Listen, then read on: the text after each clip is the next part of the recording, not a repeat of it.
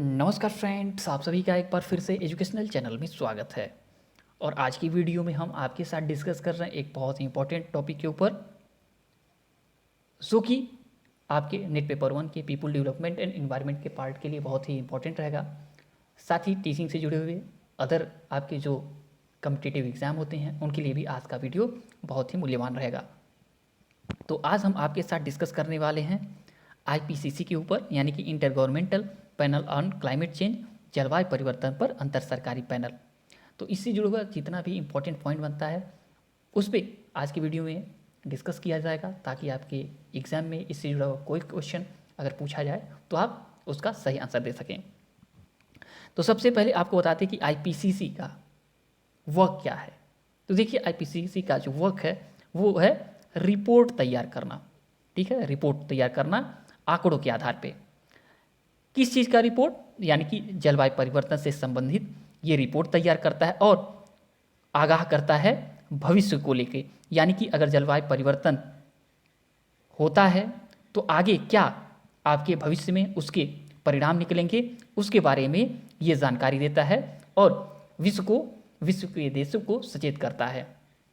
तो ये हो गया इसका मुख्य कार्य। अब चलते हैं आगे। देखिए, आईपीसीसी का जो यहाँ पे गठन हुआ था उसके बारे में आपको याद रखना है। देखिए, आईपीसीसी का गठन जो हुआ था 1988 में हुआ था। ठीक, इसका मुख्यालय कहाँ पे?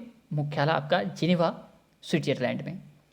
आपका पेरेंट ऑर्गेनाइजेशन, यानी कि जिसके अंदर इसका गठन हुआ था, दो ऑर्गेनाइजेशन मिलके इसका गठन करते हैं। एक है आपका डब्ल्यूएमओ का मतलब है वर्ल्ड मेट्रोलॉजिकल ऑर्गेनाइजेशन, यानी कि विश्व मौसम विज्ञान संगठन। सेकंड आपका यूएनईपी, यानी कि यूनाइटेड नेशन इन्वायरमेंटल प्रोग्राम, यानी कि आपका हो गया संयुक्त राष्ट्र पर्यावरण कार्यक्रम। ठीक है, इन्हीं द्वारा आपके आईपीसीसी का गठन 1988 में किया गया था। बाद में संयुक्त राष्ट्र महासभा द्वारा इसको समर्थन प्राप्त हो गया। ठीक, तो ये हो गया आपका किसके अंतर्गत गठन हुआ। आगे देखिए, कहा गया है कि फर्स्ट आईपीसीसी रिपोर्ट कब निकाला गया? तो आपका 1990 में पहला रिपोर्ट आया था। आगे देखिए, कहा गया है कि ये आईपीसीसी जो है वो 2007 में नोबेल पीस आपके प्राइज से इसको सम्मानित किया गया था। तो ये सबसे इंपॉर्टेंट पॉइंट जो थे आपके लिए यहाँ पे हमने रख दिया है। इसको अपने चाहिए तो नोटबुक में, ठीक है, आप खुद लिख लीजिएगा, ताकि आप इसके बारे में बार बार देखते रहें और आपके माइंड में एक अच्छा ग्राफ बन जाए। चलिए आगे देखते हैं। देखिए, कहा गया है कि आईपीसीसी संयुक्त राष्ट्र का आधिकारिक पैनल है जो जलवायु परिवर्तन और ग्रीन हाउस गैसों पर नज़र रखता है। तो आपको याद रखना है कि यह किस पे नज़र रखता है? आईपीसीसी जलवायु परिवर्तन और ग्रीन हाउस गैसों पर नज़र रखता है और आगे इसके बारे में रिपोर्ट तैयार करता है और विश्व को सचेत करता है कि अगर क्लाइमेट चेंज हो गया तो आगे हमारा जो अर्थ का टेम्परेचर है उसमें क्या बदलाव हो सकता है, हमारे जो हीट वेव्स हैं उसमें क्या बदलाव होंगे, हमारे जो ओशियन का लेवल है उसमें क्या बदलाव होंगे, आदि चीज़ें ये नज़र रख के बताते हैं। देखिए, आगे कहा गया यह संस्थान जलवायु परिवर्तन पर नियमित वैज्ञानिक आकलन करता है। तो ये आपका जो संस्थान है वो जलवायु परिवर्तन पर नियमित क्या करता है? आकलन करता रहता है और फिर जाके बहुत सारे डेटा के बाद इकट्ठा करने के बाद ये रिपोर्ट तैयार करते हैं। तो देखिए, कहा गया है कि आईपीसीसी ऐसी रिपोर्ट तैयार करता है जो जलवायु परिवर्तन पर संयुक्त राष्ट्र फ्रेमवर्क कन्वेंशन, यानी कि यूएनएफसीसी को सहायता करता है। अब यहाँ पे आईपीसीसी जो रिपोर्ट तैयार करता है तो सबसे ज़्यादा फायदा किसको हो रहा है? यूएनएफसीसी को होता है। यूएनएफसीसी क्या है? देखिए, रियो समिट जिसको हम अर्थ समिट के भी नाम से जानते हैं, इसकी बैठक होती है 1992 में। जगह क्या होता है? Rio de Janeiro, Brazil.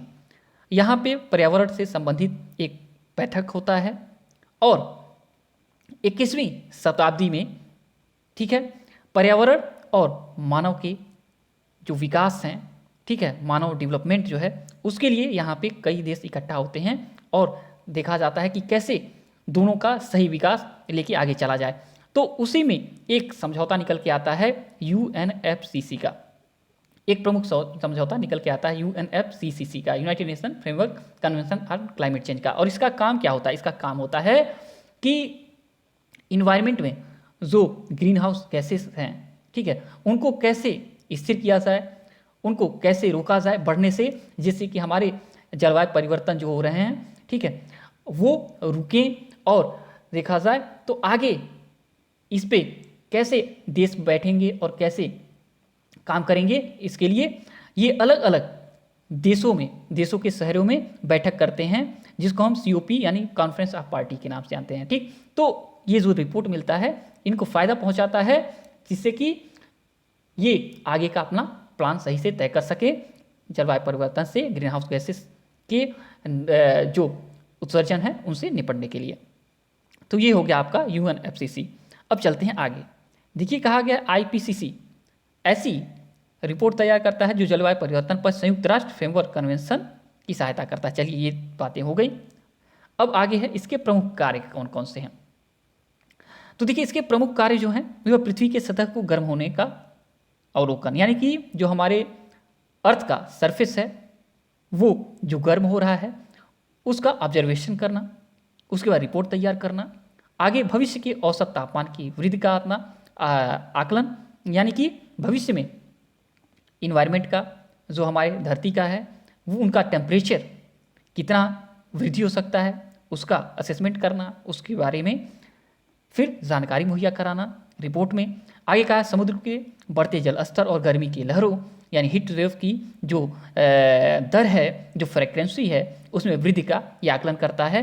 तो ये आपके प्रमुख कार्य हो गए और इसी के आधार पर रिपोर्ट तैयार करते हैं।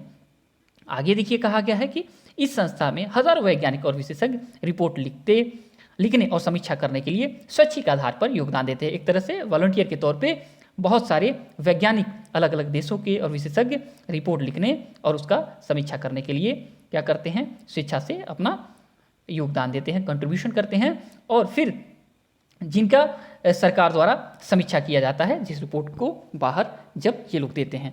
तो ये चीज़ें हो गई आपके सबसे इम्पोर्टेंट आपके IPCC से जुड़े हुए। ठीक, तो हमें लगता है कि बहुत तेज़ी के साथ आज के वीडियो में हमने अपनी रफ्तार को रखा ताकि जल्दी से जल्दी कम समय में आपको पूरा का पूरा जो है पूरा का पूरा आपको देखें इन्फॉर्मेशन मिल पाए इस बारे में, क्योंकि वीडियो लंबा हो जाता है और हमें लगता है आपका जो है दिलचस्पी उस वीडियो में बना नहीं रहता है जो वीडियो लंबा हो जाता है। लेकिन कोशिश ये करिएगा कि बड़ा वीडियो है, धैर्य के साथ अगर आप देखें तो आपको हमें लगता है कि ज़्यादा से ज़्यादा आपको इन्फॉर्मेशन मिलेगा। तो चलिए आज की वीडियो में इतना ही। जब तक कि नेक्स्ट वीडियो नेक्स्ट अपडेट नहीं लाते हैं तब तक के thanks for watching educational channel और आपका दिन बहुत बहुत शुभ हो।